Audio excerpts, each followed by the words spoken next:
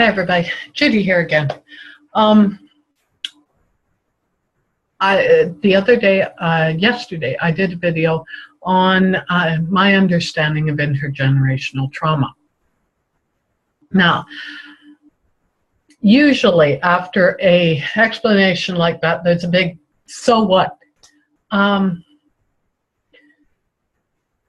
So what is the passing on of the trauma and how that gets transferred. There we go. So let's take a look at holidays. Holidays are a great example. Almost everybody has some holiday in which something has been passed down from generation to generation to generation.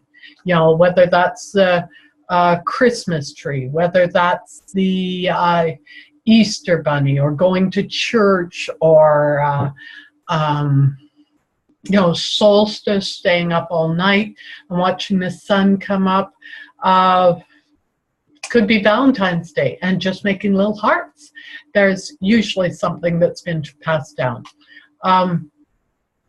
So in the same way that that's passed down, pain gets passed down, trauma gets passed down, reactions to trauma get passed down. If you take, for example, let's say a father who has to let the RCMP take his child to residential school, okay, or he'll go to jail. That's a traumatic event. Someone's taking your baby. And if you do something about it, you're going to be put in jail and you won't be able to look after the rest of your family. Now, if you think about the reactions to that, we're going to have shame. I should have done something to protect my baby.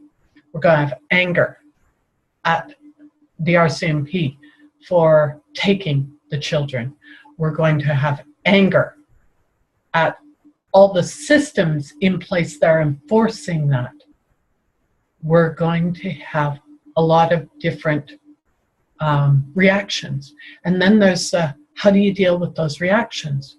Well, if you're angry, it can come out in violence. It can come out in addictions. Shame.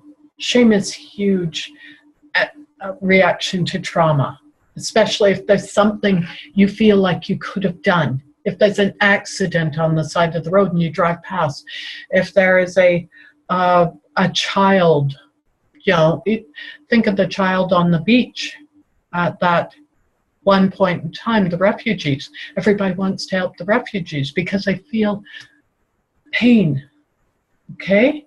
So this is a much more personal one. So there can be self-injurious behaviors, there can be self-sabotaging behaviors, there can be addiction, there can be violence, there can be intense depression, suicidal ideation, all of these things. And that is what the family is now living with. That is how that gets passed down. So this looks normal. If you're living with it, you assume this is normal. And it gets passed down to you. And then there's, well, what do I do with it now? Well, I don't want to react like my dad, my mom. So one of the things I remember when I was growing up is my parents didn't necessarily say, I love you. Okay, they had other ways of demonstrating it. Usually, I love you came out when we were in trouble. I wouldn't do this if I didn't love you. You wouldn't be grounded if I didn't love you. And so that was demonstrating caring. And I am not in any way, shape, or form judging that, because that came with its own set of precipitating events, etc. So we get that. Well, my decision as a parent was to tell my sons every chance I got, I love you. I love you. I love you. You're my sweetheart. I love you. I love you, baby. Okay? So we all make decisions like that. Whether or not we can follow through or how that is followed through is very, very different. Maybe we decide we aren't going to, well, society has said you can't give your child the Switch anymore. Thank you, Nana. So you can't do that. Maybe you'll decide that yelling is a better way of disciplining. And I'm not saying it is or it isn't. This is what it is. This is some of the decisions that happen. So these are some of the ways that that trauma comes on down the generations. And if we think about the trauma that starts first with having your land taken away, then with having your governance systems taken away, then with having your control over the food that comes in your doors taken away, all of these traumas come on down, we're going to have reactions. We are going to have reactions in that family, that in that community, in this system, that are not going to serve people and help move them forward. And we're going to still feel that.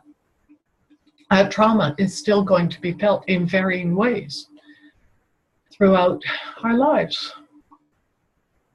So, decolonizing the unconscious is something to help